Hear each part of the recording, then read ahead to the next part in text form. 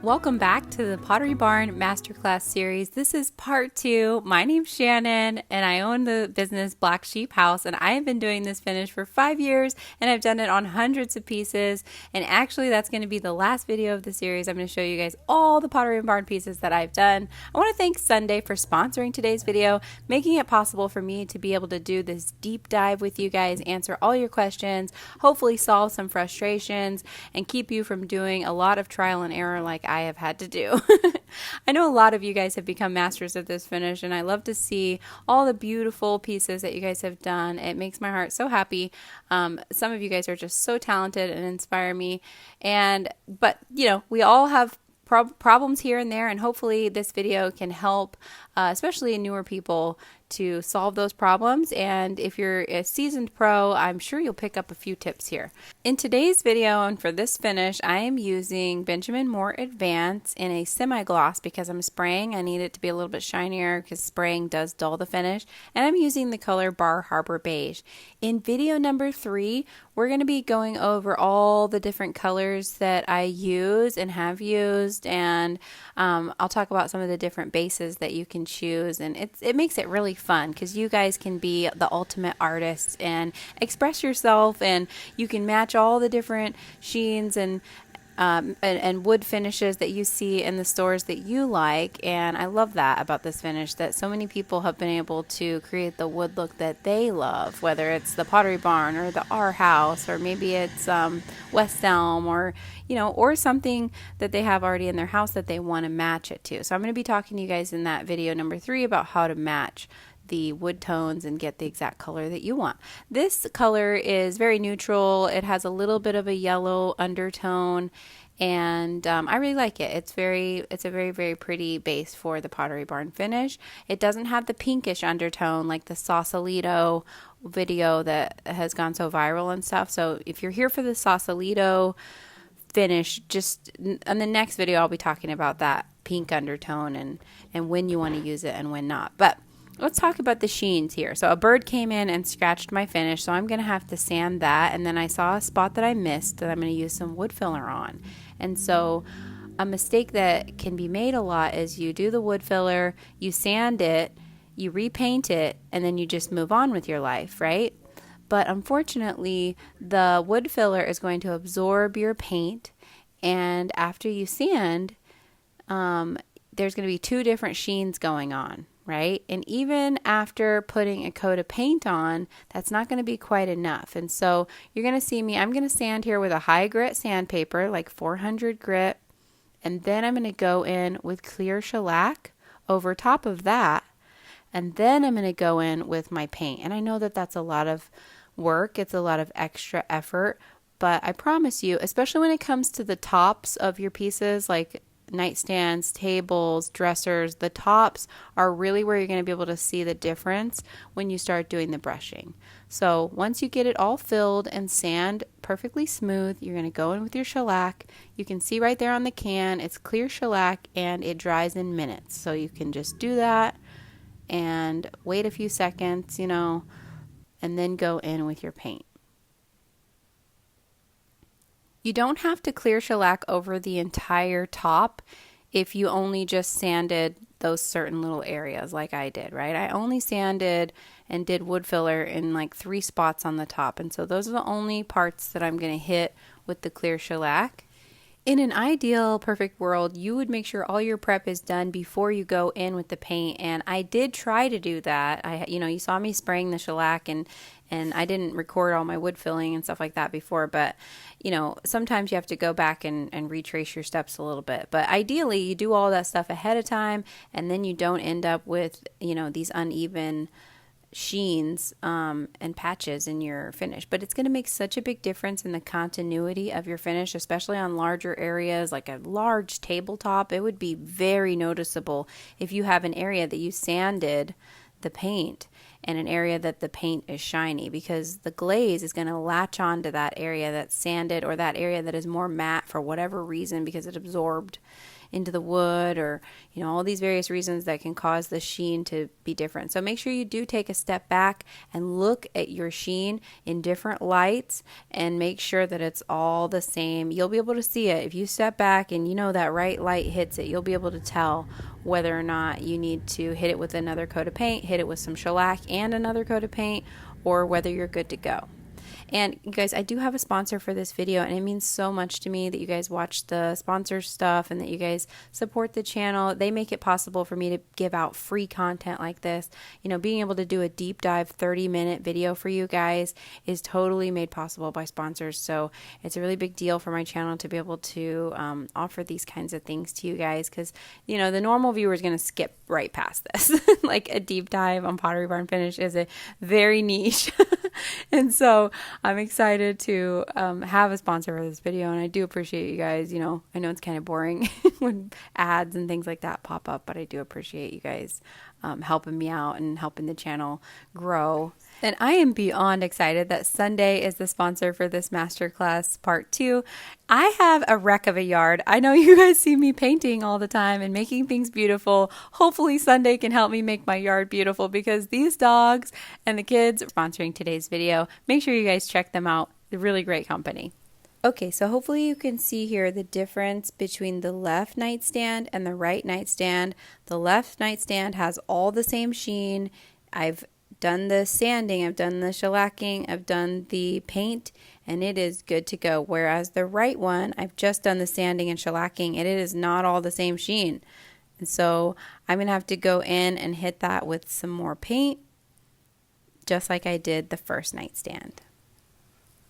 Then once your nightstands are dry, you know, you can leave that overnight, is usually what I do, and then go back the next day. And then you're going to go in with your glaze. And here's what's a little bit different about video 2 in the masterclass versus video 1. Video 1, I just went in with straight decorative glaze, which I would recommend for most beginners and people just starting out. But if you've got a handle on this finish and you feel like you could move quickly with it, then you can start doing what I do here, which is I mix polyurethane, and this oil modified polyurethane really deserves its own video. I need to record that soon, because this stuff is so good, guys.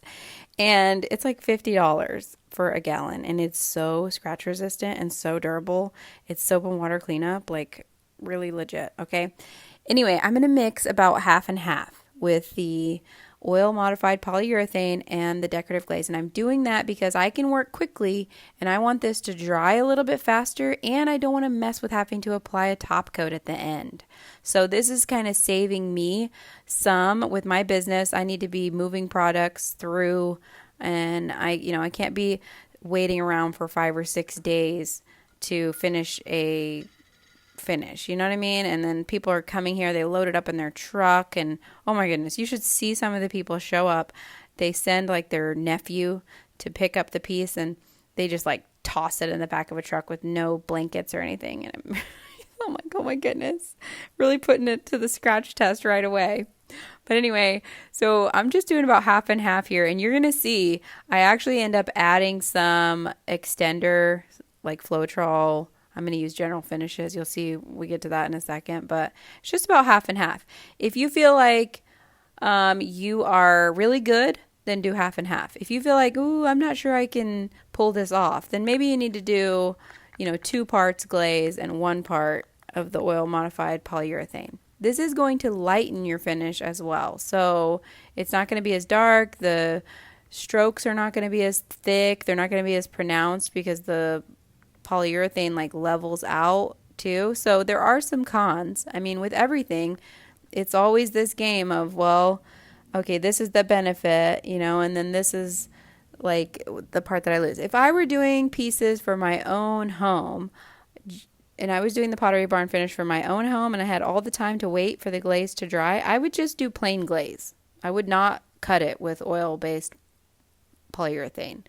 So this is just what I'm doing for my business side of it. So if you just want to watch the tutorial as a homeowner who is refinishing their own furniture, then you just want to go in with the glaze and don't try and cut it like I am. But you can follow the instructions. I mean, it's all the same. Nothing as far as the instructions, changes except for working quicker. You have to work a lot quicker. And you're going to see here in a second where I really mess up. But dabbing was a big topic on the last video. I want to reiterate that, how important dabbing is around the edges. It's just a great way to keep your product from pooling up as you do the brushing. So, you know, dab, dab, dab, dab, dab, dab, dab, dab. What was that viral video that went around? It was like dab, dab, dab, dab, dab. It was like some guy doing his makeup, like making fun of his daughter or something. Anyway, then I'm going to go and do the brush strokes a long ways with the deck staining brush. The deck staining brush being of paramount importance. It dried. Okay, so you can see it dried too quickly. I didn't add the extender and I'm filming, so I wasn't able to work as quickly. So I had to get out there and wipe this off. But the reason why I included this is because a lot of you guys are like, oh man, I don't like my finish. I don't like the way it looks after you do that. And if you work quick enough and if you can, you know, put a little scrub in there, you can get the glaze to come off. I mean, even if it's been like an hour, you can get the glaze to come off, especially if it's just glaze and not glaze mixed with polyurethane.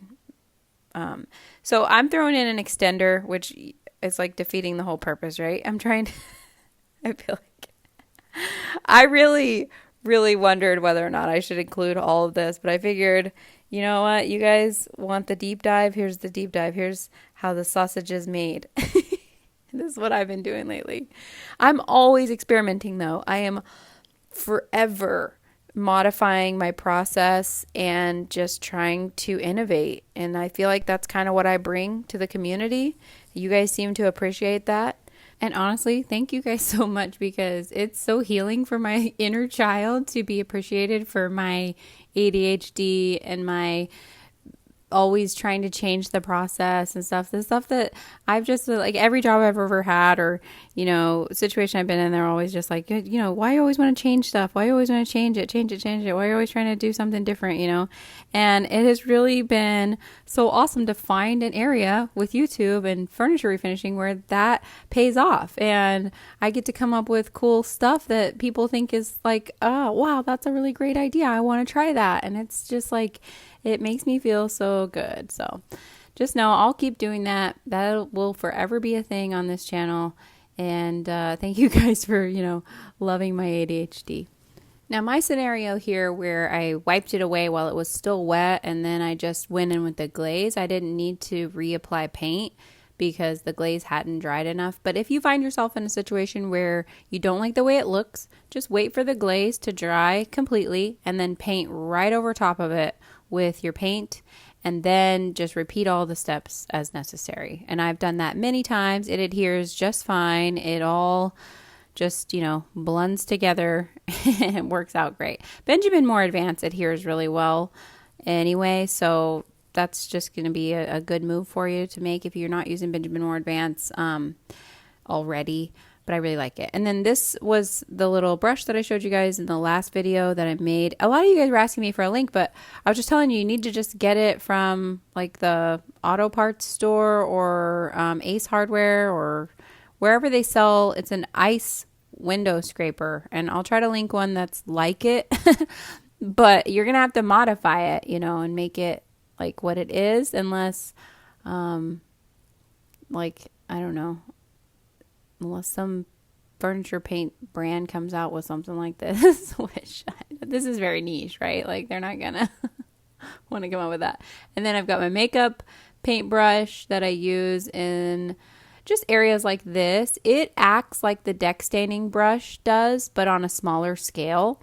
So it's really great. It's been such a game changer to have this little foundation makeup brush. You could just find any one. I think this is e.l.f. And I'm sorry, I need to do a better job of linking all this stuff for you guys, but I'm not always the best at that. And then going in with this, I also used, you guys saw me in the last video, I used like a crevice tool for smaller areas to brush. But I'm going to show you, you can just kind of pinch together a part of your ice scraper brush there, or your broom or whatever you're using. And there you go. And this one's nice too because the glaze is lighter because I cut it with polyurethane oil modified polyurethane, basically like water-based polyurethane. And or you could do polyacrylic. A lot of people in the furniture painting community really like polyacrylic. So polyacrylic to me is overpriced, and it's not that durable. So I'm not a big fan of it. I mean, it's fine for dressers and stuff, but these are nightstands, you know. They are going to get drinks. Drinks are going to be sat on them. So that's something to think about. At the end, with nightstands, I tend to use an oil-based, at least a coat or two of oil-based wipe-on poly. But now that I have the modified version, the oil-modified polyurethane, I am using that now. It kind of, my brother-in-law said it feels like a basketball gym floor, like the texture of the oil modified polyurethane, which is great. Like those are really durable. And then if you don't love the feel of that, you can just throw wax on top of it. But we'll be going into some more of that stuff, the fine finishes in these next few videos and stuff. But here you guys can decide whether or not you want to go up, down, sideways, pick your poison. I see it done a lot of ways. I do see a lot of nightstands go sideways on the sides here, but I do like to switch it up because sometimes it just looks better on a certain piece to go one direction versus the other, and I just play that by ear unless a client specifically requests something. But y'all, I am over clients. I gotta tell you, I'm just about done doing any custom work. Oh, and my hubby and daughter brought me some homemade pizza. They were making some homemade pizza inside while I was working. And I wanted to show that because I'm working at night. It's about 6 o'clock. And that's when I like to do glazes, is in the evening when the sun has gone down. So, or when it's just like a little bit damper. If you want to work in the morning, would work so well. But I'm not an early morning person. I'm busy like getting the kids to school if I do wake up early. But working in the middle of the day when the sun is out and it's the hottest time of the day is the worst time to apply glaze, especially when you're doing a mixture like I have here where it's a little bit quicker drying. So it is very important that I do this in the evenings. And it just takes me about an hour to come out and do a glaze on 2 pieces of furniture, like 2 nightstands. It takes me about an hour. So I come out and then the hubby will be inside making dinner. And I'll do this real quick.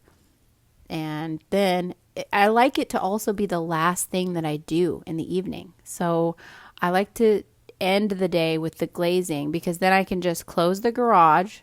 And if you guys are, not filming, you can just have the garage closed already.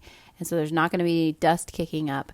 And you can just leave it overnight. So you don't have to worry about, anybody bothering it, anybody bumping into it or whatnot. And I'm going to show you though what to do if you need to repair like a tiny little spot in a second. But yeah, and I was talking a lot about the nuance of this brush creating these little marks. And so you're going to see here, see that little mark right there? I really like that. I feel like it's very oak grain. And sometimes I have to push sideways to get the brush to give me those little marks. But I really like those so much better than just the brushing or the brushing and the wood grading tool. I'm going to talk about the wood grading tool in the 3rd video. And I'm going to show you a couple projects where I have used a wood grading tool. But I think for the majority of people watching this tutorial, they're not really interested in the wood grading tool because it gets a little drastic with these 2 color combinations. But we'll talk about that in video 3, the wood grading tool, and what I do differently because it's a bit innovative, of course. And so I have some tricks up my sleeve that I've never even shared that'll be coming out in video 3. You guys are going to want to see that. But yeah, on the sides here, like these legs, you barely have to do any of the brushing with the broom because it's just such a small area. And the way I'm, brushing it with the deck staining brush. Oh yeah, and then that's why I take the top off. Number one, I can get in all the crevices and stuff, but I take the little handle off so that I can set it on the ground like that sometimes too. Because, you're switching back and forth from tool to tool. it really is helpful if you can just like set stuff down. And then I have my, oh my gosh, I can't say the word. The lady tried to help me in the comments. Chamois. I don't know. I think it's called, I thought it was called a ShamWow. Like I remember seeing the infomercials like ShamWow. And then my name's Shannon. So I was like ShanWow. And I just had it that way in my head. All right. I wanted to show this part because I messed up. I washed my brush in between I don't know what I was doing, but I washed it and it was still damp, and I thought, oh, that's fine, I can still go in. But no, you really have to go in with dry brushes. You cannot have any dampness to your deck staining brush, to your makeup brush, to any brush that you're going to be using to blend the glaze cannot be damp whatsoever, or you get all that weirdness and those bubbles and it looks weird. And then here's another little guy that I made on the fly with just some hot glue and some of the little brushes from a dollar store broom, or you can steal them off of your ice scraper brush. And I just glued it between two popsicle sticks just for like tiny little areas that I need to get to. And I honestly was going to cut off the popsicle stick handle so that I had something really tiny that would like get into the nooks and crannies of whatever area that I'm working on. But sometimes I just need to brush away one tiny little spot where it looks a little too dark. And so that tool, I've been using it for that. And the crevice tool that I bought and was using in the last video I showed you guys, it removes a lot of the finish. I was talking about just modifying that one. But in the time between that last video and then filming this one, I actually lost it. Speaking of my ADHD. I don't know where it is. It's a small tool, so it's easy to lose. But anyway, I'm always working on trying to figure out how to make smaller tools because getting in all these nooks and crannies. And I wanted to talk about the layering that I did here. So I did all the legs first, and then I let those dry. And then I came back and did this underneath. I did not. So you see me like whacking into the legs. They're already dry.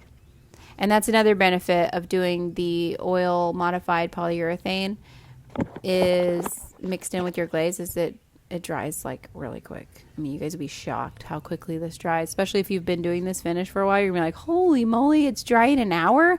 I used to have to wait 3 days, you know? It dries like super fast. So I didn't have to wait long before I could do this next area. So when I have pieces like this where it's a million different directions, that's a good time to use the oil based. All right, so this is a question I get a lot. Oh, I came by, I touched it, there's a fingerprint, or my kid came by and touched it, somebody messed it up. So this is how I would fix it if it were just a small area and it were not going to be that obvious. But if it's like the top of a table or the top of a dresser, that's where I get a little bit neurotic, and I will just redo the whole thing because I feel like I'll always see it. But something like this is underneath, or a leg. It's not going to show up, especially once I do the dry brushing, you're not going to see it. But if it's a front and center item, like I said, like the top of a dresser or the top of a table, you mess up, you probably just want to redo the whole thing just so you get that continuity and that really cohesive look. Having a foam roller on hand is so helpful for this finish. Just, you can dab away anything that pools up on the edges. You can fix little mistakes, blend things. Just always have a foam roller. And I have my little tray of stuff always next to me with a bunch of tools and then a damp cloth underneath them to kind of keep everything. And I'm just call it like my wet tray. I think that's what they call it in like watercolor painting. But yeah, this is how it's looking. It, looks really good. Time to wash everything.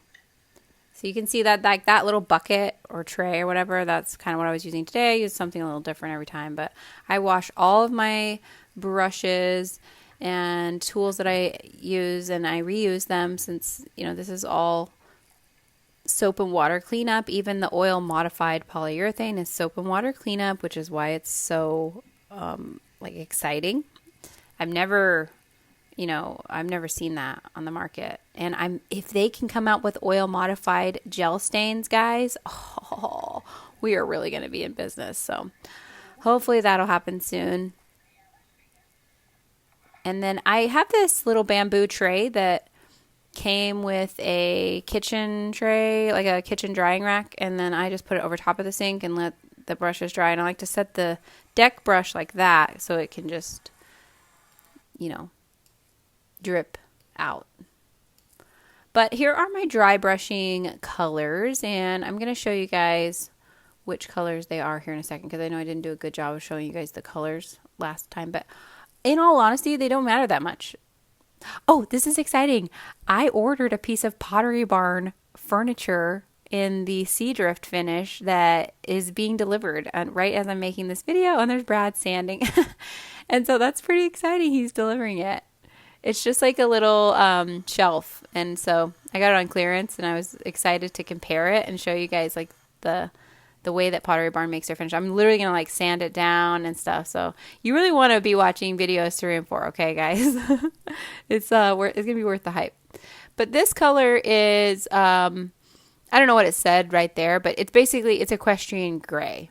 It's like a greenish undertone of a gray color. And I'll show you here with my paint deck here in a minute, all my dry brushing colors. This one is, what's it say? I don't know. Let me just show you the paint deck real quick, and I'm like a Spanish dancer. Okay, so this is my Benjamin Moore paint deck. And if you don't have one of these, girl, get one, okay? It is so helpful to have on hand.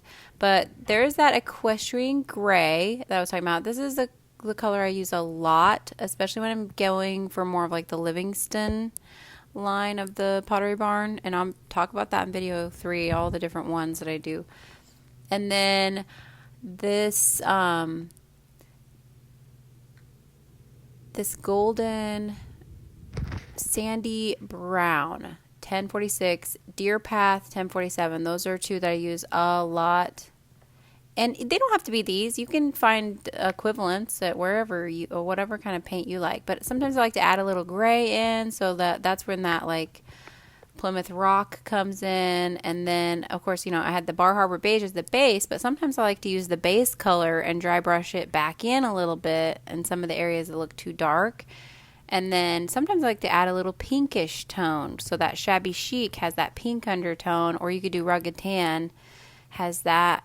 And I just get the little samples at Lowe's. I go to Lowe's and get the samples there. I like those. The samples there I think are more durable, so that's just my personal preference. You can do whatever you want. But they are a pain to open and close. The lids always get stuck, and they are annoying. At least they're small though. But so here I am dry brushing. A lot of times I'll pour 2 colors on the plate like there, and then 3 colors. A lot of times I'll pour 3 colors on the plate, and then the very last one, so like the 4th color, I make using a mixture of all the colors on the plate. So I'll just kind of use a little bit of what's left, and that's what I tend to do. So it does not matter which one you do first, just as long as you have a variety of dry brushing colors. And at the bare minimum, do 1 color of dry brushing. I know in my videos years ago, I didn't make it sound important to dry brush, because years ago I didn't know how important it was to dry brush. But it is very important, and you won't see it on video. You won't even see it in the pictures as much. But when you come see it in person, and like my clients, they come in and see it in person, or they take it to their house and they put it in the room, the more colors that you have dry brushed in there, the more it is going to pull that room together. And this piece now becomes something that is so important to their decor. It's like the rug that pulls it all together. And that's why people love wood furniture, because wood furniture, real wood, has a bunch of different colors in it, and it pulls a room, it pulls a space together really nicely. So your Pottery Barn finishes, no matter what color you're going for, no matter how you artistically express it, having a variety of dry brush colors on the end product will really elevate it. It will really pull the space together. It will really matter. So, and it takes like 5 minutes. You know, this is the easiest part of it's the quickest part, but it does take a gentle hand, a little bit of finesse. And if you aren't good at it, you're going to have to practice having a gentle hand and figuring out how you need to do it. You know, sometimes I will, you know, go on there and just like lightly brush it on. Sometimes I'll go a little heavier and then I'll just wipe it away. So if you have a heavy hand, then you might be the type of person who needs to like brush it on and wipe immediately. But if you have a light hand, that's the best, because then it gets speckly. You see how it's like, I don't know what I want to say. It's like you guys can see it. It looks so nice. It looks like wood. Like that's the kind of feel that I'm going for. I don't always achieve it, but that is the perfect dry brush right there.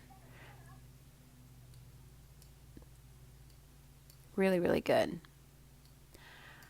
So I don't know if I showed you guys how I trim my paintbrushes. Let me show you how I trim my chip brush. So I really love doing this to chip brushes that have just too straight of edges. For some reason, sometimes they make them really straight edges, and then other times they are more jagged. So if you know a brand that's automatically more jagged, let me know. But a lot of times I've been having to hack these lately. So I'm cutting about half of it off, just as low as I can get with my scissors, so it's nice and thin.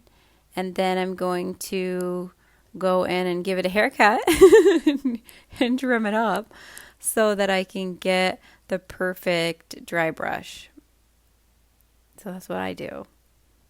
And then there you can see. Now you can push a little harder and there's not as much on there because it's so jagged. It's naturally going to apply, right? It kind of looks like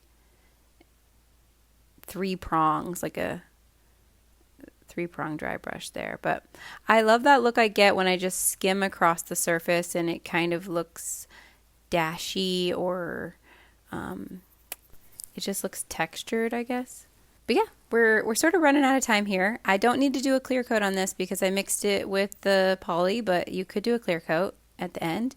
And then here we are with like what I did at first, and I sold her, and then she was like, hey, get me some nightstands. I found some nightstands. They definitely needed a makeover. They're not a perfect match, but they gonna be by the time we're done. And then here they are after. So thank you guys so much for watching the Pottery Barn Masterclass. I'm so grateful for every one of you guys. Stay until the end, and I will see you guys in parts 3 and 4 coming up as soon as I can get them. Bye!